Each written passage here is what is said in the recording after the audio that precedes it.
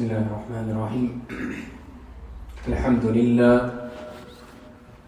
لله نحمده ونستعينه ونستغفره ونؤمن به ونتوكل عليه ونعوذ بالله من شرور أنفسنا ومن سيئات أعمالنا من يهده الله فلا مضل له ومن يضلل فلا هادي له ونشهد أن لا إله إلا الله ونشهد أن لا إله إلا الله ونشهد أن لا إله إلا الله ونشهد أن محمدا عبده ورسوله إن الله وملائكته يصلون على النبي يا أيها الذين آمنوا صلوا عليه وسلموا تسليما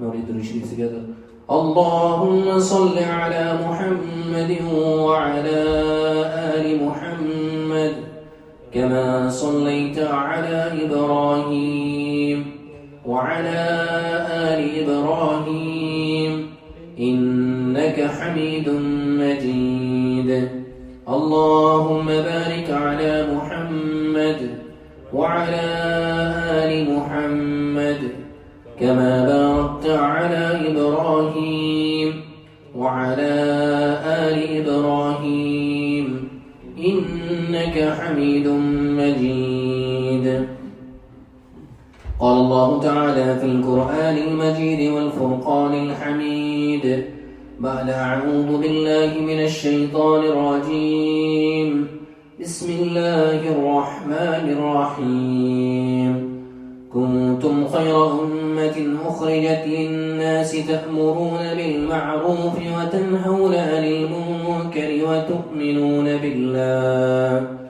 صدق الله العظيم السلام عليكم ورحمة الله وبركاته.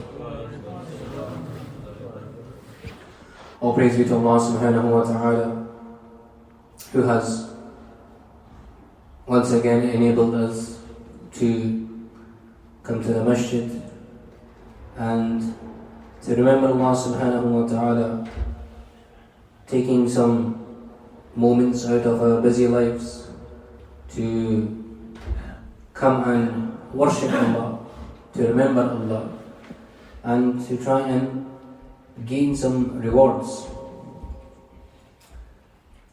Another week has passed, another Friday is here.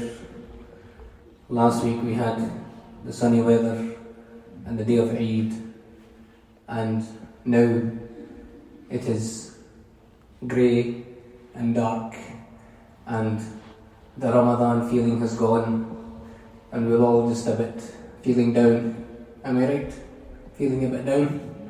Yes, it's a bit, the enjoyment that we were having during the month of Ramadan, and then we go back to the same old boring routine that we were in, and it's just very sad that how we can go through so many different emotions, and it makes you feel that the feeling that we have during the month of Ramadan, the happiness, the peace, this is the same kind of feeling that inshallah we will feel in Jannah.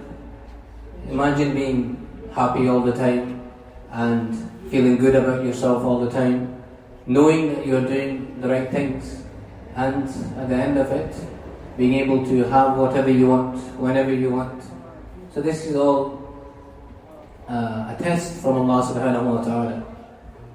Living in times where mental health is spoken about a lot as well, we can understand the importance of having something to come back to, which is our deen. The deen that we have is very, very important and should be central to our lives. Everything that we have, it should be central to our lives when it comes to the deen. Everything we all do, we should be thinking that how can my deen revolve around my life? And the way that this can happen is when a person has the intention from the start, a person has the understanding about how important deen is. If a person has his deen, if a person knows what the deen is asking from him, then he will be able to do what he is supposed to. Allah subhanahu wa ta'ala mentions in the Quran, كُنْتُمْ خَيْرَ أُمَّةٍ أُخْرِجَتْ لِلنَّاسِ, that I have created you from, you are the best of all ummahs. Allah subhanahu wa ta'ala is speaking about every one of us, that we are from the best ummah, which is the ummah of Nabi sallallahu alayhi wa sallam. And it is something to be grateful for, something to be thankful for, something to be very, very happy about as well. Allah subhanahu wa ta'ala created this and let us be a part of the ummah of Nabi sallallahu alayhi wa sallam. تَأْمُرُونَ بِالْمَعْرُوفِ, because you enjoy good, call people towards good. Calling towards good is something which we can either do from our speech or from our actions. And doing good isn't just about ibadah, but it is about our daily interactions with people, how we deal with other people, and just everything in general. And when a person has this understanding that my deen is the central thing to my life, my deen is the thing which is going to bring me success, then you'll be able to be successful. If a person has in their mindset that my business is central to my success, my mansion is the thing which is going to bring me success, my fancy car is going to bring me success, or whatever it might be. A person's mansion is going to look smaller one day in front of another mansion. The car is going to look smaller in front of another better car. So there are always so many things when it comes to dunya, more and more and more and more, that the stomach can never become full with the dunya. As long as we try our best to make sure that we are always working on our akhirah and always having that feeling and knowing Allah subhanahu wa ta'ala has me under control, and Allah subhanahu wa ta'ala will help me in everything that I want to do, the person will never have then ever any issues. So this is the first thing, that we want to make sure that we are enjoying good. The way a person can enjoy good is first of all by doing good a'mal himself. He or she can be doing good a'mal ourselves. That during the month of Ramadan we were doing many good deeds. We were fasting, we were praying our salah on time, we were giving the zakah that had to be given, we were reciting the Quran, and we were doing so many other things. Personally, I'll speak for my own self. I am the Imam here, and I am supposed to be top of the top. Everything you would expect. The Imam is supposed to be up all night praying tahajjud. He's supposed to do everything, and that's the level that we all want to reach to. But just to let you know, I am an insan as well. That I am human, and I'll tell you how I have been over the past week with Ramadan just going past. So with Ramadan, alhamdulillah, I was flying high. I was able to read a lot of Quran. I was able to spend a lot of time doing dhikr and doing my nafal ibadah.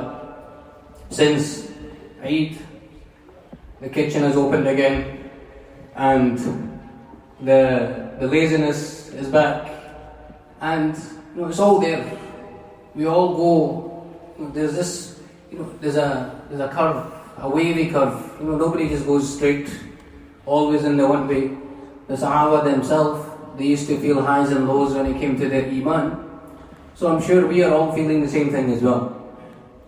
So the way to get around it is we set suitable targets for ourselves. That first of all, of course, we make sure that we are not missing any of our fara'id. Anything which is compulsory upon us, we are not missing them. So that comes to our 5 times salah. That we are not missing our 5 times salah, this is the most important thing. If a person is not missing their 5 times salah, Allah subhanahu wa ta'ala will call him on the day of judgment and will speak to him. "O my servant, I asked of you to do this thing every single day. You did it. There is your Jannah on you go." Just the 2 of Fajr, 4 of Dhuhr, 4 of Asr, 3 of Maghrib, 4 of Isha, and your Witr. If this is complete every single day, you have done your job. You have done your duty. Everything else is extra. The sunnahs and the optional nawafil, this is all an extra. So imagine the amount of time it takes to do these fara'id during the day. Probably half an hour if you were to add up all of the time. Half an hour from 24 hours of the day. This is all Allah subhanahu wa ta'ala is asking from us, which is compulsory. Everything else after that, this is if you want more. So this is if you want to be paid overtime. If you want to be paid overtime, then you can do extra. So this is the way Allah subhanahu wa ta'ala has given it to us. And as long as, so this is the simple thing that we want to leave from here today with.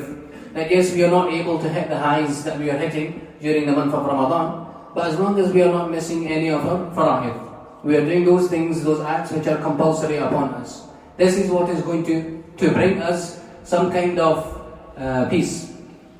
The other thing that we need to try and do is our daily recitation of the Quran. That daily recitation of the Quran, even if it is just Surah Yasin in the morning. If a person is able to read the Surah Yasin in the morning, this will be enough for him, that the daily needs of himself will be taken care of. If a person is not able to read it, listen to it being read. We are in very easy times where a person can easily listen to the Quran as well. If we're not talking 20, 30 years ago when everything had to be done on a computer and you had to carry the computer around everywhere. Now we all have computers in our pockets. So to listen to the Quran, if you're not able to read, or if you find it difficult to read, then to listen to the Quran being recited. That has an effect. And to encourage good a'mal within our homes. This is also amr bil ma'ruf. That encouraging good deeds within the house. That when our children do something good, to encourage them, to speak good of them, and to tell them, yes, well done, you have done a good job. So this is amr bil ma'ruf. This is what the prophets were sent for. When Nabi sallallahu alayhi wa sallam came into the dunya, all of the 124,000 prophets and messengers that were sent, for one simple reason: worship Allah subhanahu wa ta'ala. Know and understand Allah subhanahu wa ta'ala is your Rabb, and Allah subhanahu wa ta'ala is the one who's going to give you everything. And secondly, after that, the prophets came, nobody was ever forced. Nobody was ever forced to believe. Nobody was ever forced to do any amal. No, you don't have anybody coming, knocking on your door. Are you reading? Are you praying? Have you done this? Have you done that? Everybody has free will. Everyone has free choice. You are able and allowed to do whatever you wish. But as a Muslim, we have to make sure we are doing those things which Allah subhanahu wa ta'ala has asked of us. And so this is amr bil ma'ruf. We are always encouraging to do good. One thing which comes out from encouraging to do good is when we continually speak about doing good, then Allah subhanahu wa ta'ala makes it such that we then are able to do that same thing that we are talking about. Because the way it works is, when a person speaks, the closest ears to that person's mouth is his own. So he's going to continuously hear again and again and again when he's saying something. That pray your salah, pray your salah, pray your salah. If you're saying it to somebody in the house, and he's hearing it himself all the time again, so he's going to make sure that he is praying. And we're living in a time where people don't like to be given advice as well. And this is completely wrong. To always have an open heart, an open mind, and listen to whatever advice is being given. To never look at who is speaking or giving the advice, but listen to what is being said.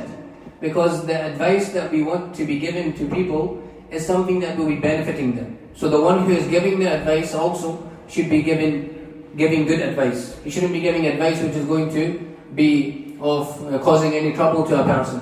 So we give the best kind of advice, and we also be open to any kind of advice. So for example, me, I am the Imam, I'm sitting here, and if somebody was to come to me and try and give me advice, it's not right for me to like, what do you know, why are you saying to me, I'm the Imam. Instead, I should be open-minded. If somebody has seen something, that there is a fault in me, then I have to make sure that I am listening and ready to speak and listen to whatever it is, and then hopefully take that on. So if we have that mindset that somebody is able to help me and somebody will give me the help that I need, then it's going to be of benefit. Whereas if we keep our mind closed and say, I already know everything and nobody can tell me what to do, then we'll never be able to improve and we'll never be able to learn. So these are some of the things that we can do and that we should be doing. Secondly, the next part is nahi anil munkar, that forbidding evil, forbidding wrong. Whenever there is something or anything being done which is wrong, to be able to speak up about it, to speak, but in a kind manner, in a manner which is not going to cause any friction or trouble between two brothers or two sisters or whoever is speaking. That we speak in the best way. Nabi sallallahu alayhi wa sallam, whenever he would speak in a kind way, he would speak in a respectable manner as well. Nabi sallallahu alayhi wa sallam, even though people would shout at him, they would scream at him, they would throw things at him, never would he retaliate. He would speak in the best way. So, everything that I am saying, we already know all of these things. But knowing is one thing, and putting it into action is another completely different thing. And this is what we have to do, is make the intention that we are going to do everything possible to bring into our life the things that we know. Those deeds that we can be doing and that we should be doing, to bring that into our life. And this is what is going to bring us the closeness to Allah subhanahu wa ta'ala. It will bring us reward with Allah subhanahu wa ta'ala. And this is what will help to get us our path and our entry into Jannah, inshallah. And the box is just going around for the masjid, donations, those that want to donate. If you can, please donate generously. So Allah subhanahu wa ta'ala sent the prophets for that simple reason, which is to tell insan how to live, to tell insan how to exactly be. The prophets came, they showed us, and we are not prophets. None of us are prophets. We are not perfect. We will make mistakes and we will continue to make mistakes. But that's the thing, this is the beauty of our deen, is that Allah subhanahu wa ta'ala will never turn away from us. Allah subhanahu wa ta'ala will always be there for us. That we have to make sure that we understand and we remember that same Allah that we were praying to during the month of Ramadan, that same Allah that we were worshipping and we were begging for His forgiveness, that same Allah subhanahu wa ta'ala is still here throughout the rest of the year. That we should still be trying to beg and ask from Allah subhanahu wa ta'ala. We should still be making that effort to remember Allah subhanahu wa ta'ala. Do everything possible in order to gain Allah subhanahu wa ta'ala's pleasure. And the way that this can happen is when we make an effort. That simple effort is the way that you have made an effort by coming here today for Salatul Jummah. We all know it is a way to get rewarded, and we have made that effort. Some of you, either you finish work early, or you extend your lunch break, or you take some time out. You do all of these different things just because you know that you are here to get that reward from Allah subhanahu wa ta'ala. And this is the most important thing, that we keep on coming back again and again and again, and knowing that Allah subhanahu wa ta'ala is Ar-Rahman and Ar-Rahim and Al-Ghafur. Allah subhanahu wa ta'ala has all these qualities, and we need to speak about these qualities and know that Allah subhanahu wa ta'ala can do everything for us whenever we want it, whenever we need it.